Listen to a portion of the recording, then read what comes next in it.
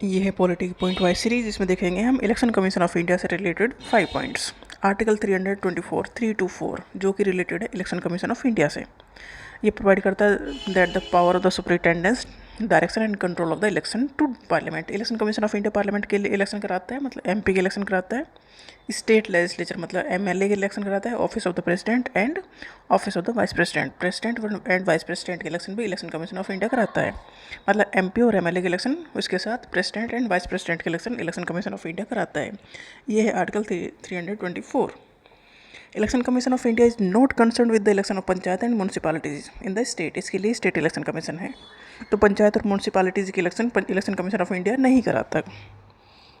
The appointment of the chief election commissioner and other commissioners shall be made by the president. इन्हें appoint कौन करता है? President appoint करते हैं। एक तो चीफ इलेक्शन कमिश्नर होते हैं और उसके साथ दो साथ देने वाले कमिश्नर होते हैं।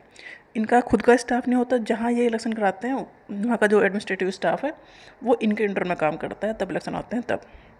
मतलब ड्यूरिंग द इलेक्शन एडमिनिस्ट्रेशन का जो स्टाफ है वो इलेक्शन कमीशन के अंडर में काम करता है।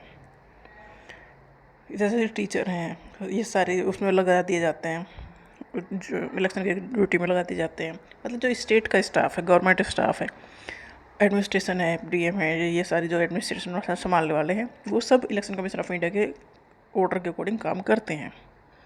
The chief election commissioner and the two other election commissioner, इनमें कोई ऐसा नहीं है ये सुपीरियर या नीचे वाले हैं।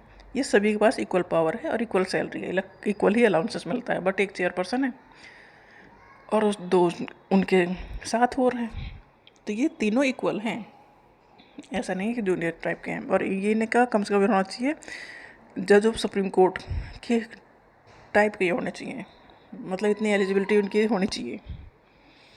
दे hold office for the term of 6 year और until they attain the age of 65 years. मतलब 6 साल का टर्म है इलेक्शन कमिश्नर्स का, 6 साल का टर्म है या 65 ईयर्स ऑफ एज। जो जल्दी आ जाए, 6 साल का टर्म पहले पूरा हो गया तो पहले रिटायर हो जाएंगे, या 6 साल का टर्म पूरा होने से पहले 65 ईयर्स के हो गए तो भी रिटायर हो जाएंगे। मतलब ये अच्छा क्वेश्चन पूछा जाता है कि कितना है इनका टर्म क्या है, तो 6 साल और 65 years of age, whichever is earlier. मतलब 6 साल कंप्लीट पहले हो जाए या 65 की एज पहले वो अटेंड कर लें,